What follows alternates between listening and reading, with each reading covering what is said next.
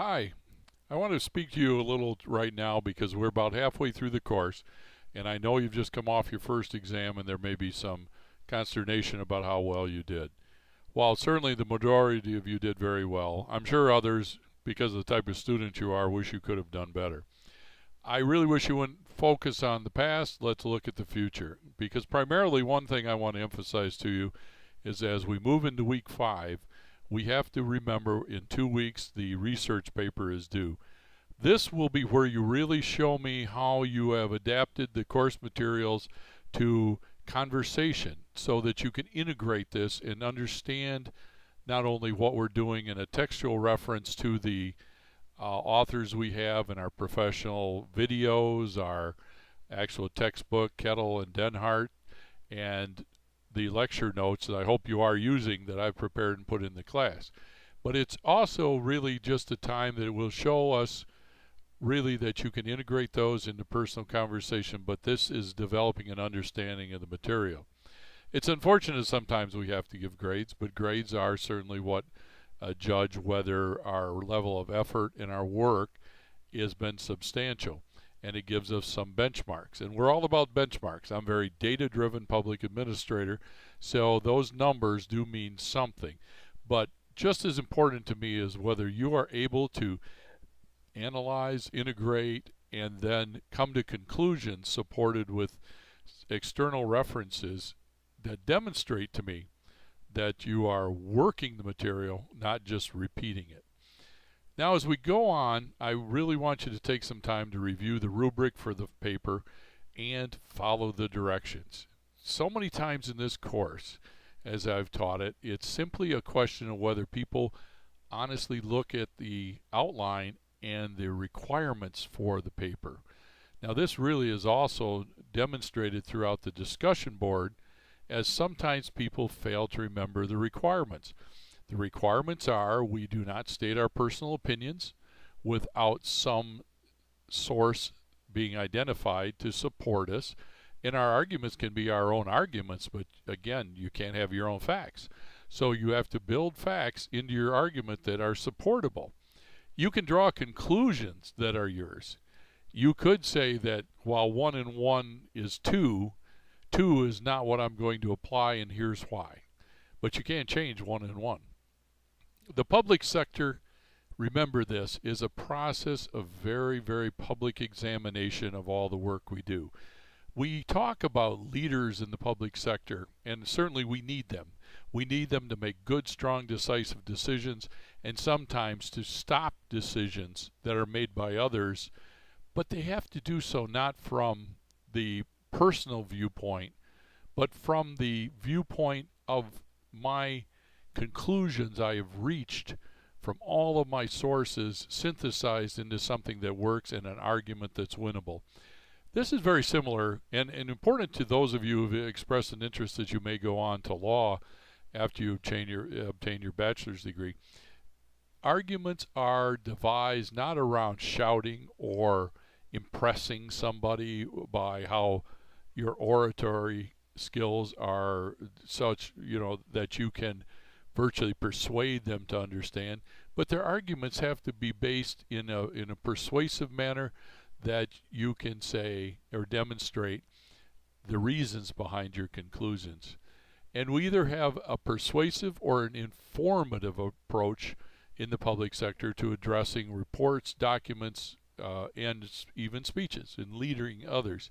So it's critical that you get into the habit of identifying the issue, citing a reference or research that supports the analysis of the issue, doing the analysis, integrating all of these parts, and then synthesizing what's important and being able to make a conclusion that is yours, but not necessarily without the support and just being an attitude or an emotion.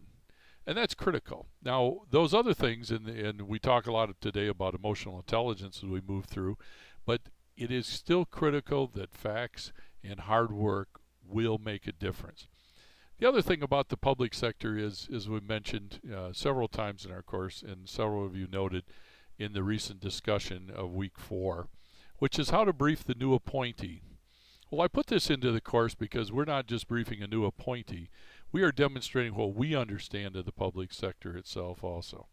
If you can brief another person, you certainly can demonstrate and show what you know about it.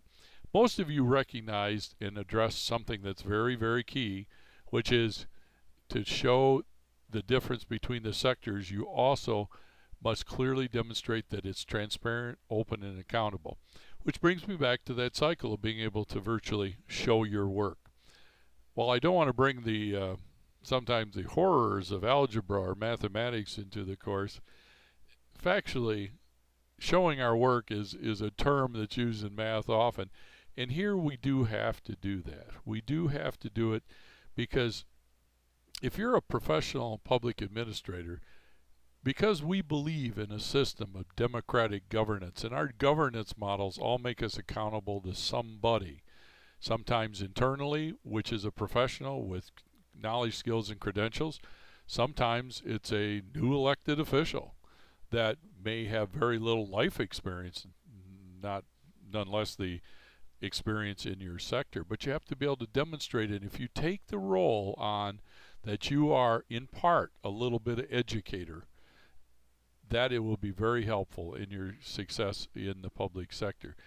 But importantly, aren't we all really educators? And if I can, or coaches, and if I can leave you with a thought on this, that learn your craft, learn your trade, have your knowledge, and even if you're not going into a field, as many of you have majors that are not primarily going to be public sector, if you can take away and be a community leader, and we can develop community leaders as you take a public administration course, then we're doing a great job for all sectors and all aspects of society, and all students will come away from it better. Because if you understand the way community development occurs with our public funded organizations, our nonprofit organizations, and our commercial or market-driven organizations, and how they interact and function, we are all better off. This will also perhaps make those who are interested in political work a little better, I guess, a little better off is understanding the mechanics, the nuts and bolts of how government goes to work every day. Because without that understanding, we really have to consider that our understanding of many of these topics is going to be based on hearsay. It's going to be rumor, anecdote.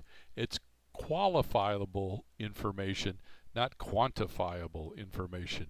And we generally know that the best answer is both qualifiable and quantifiable as we move through issue identification, analysis, and developing effective public programs. And one last thing I certainly say is it will make you a good consumer, as you may not find a job in the public sector, or you may be just working and need to work with the public sector. It'll make you a better consumer in knowing what should be done. Because truly, as many students have said to me in the past, what I know now I can understand and use that. I know when I see something done well, and some of them have commented that their local community is doing much better than they thought. And also others have said, I can see what can be. So I'll leave you on that note midway through the course. Please email me with any questions. We have no synchronized learning. In other words, we're not going to be online altogether at any time. And that's one of the benefits students have told me is certainly one of the big benefits in global campus administration of courses. But it does not in any way exclude you from commenting to me, email, leaving me a voicemail message if you want to communicate that way. Certainly sending me your own video. I am certainly open to any means of communication that allows still the fit and time. But remember, this is a job. I take this, and the way Central Michigan and our political science and public administration department look at it is we are a very practical group, and we want you to understand that we practice this work. And so when we're trying to give you something like this old university slogan used to be, real people, real degrees, and this real education means it's boots on the ground, how it works. So we don't spend a lot of fluff time at Central Michigan. It's stuff that works. And this is why we drill down in these courses to the practical and how it's applied in the real world.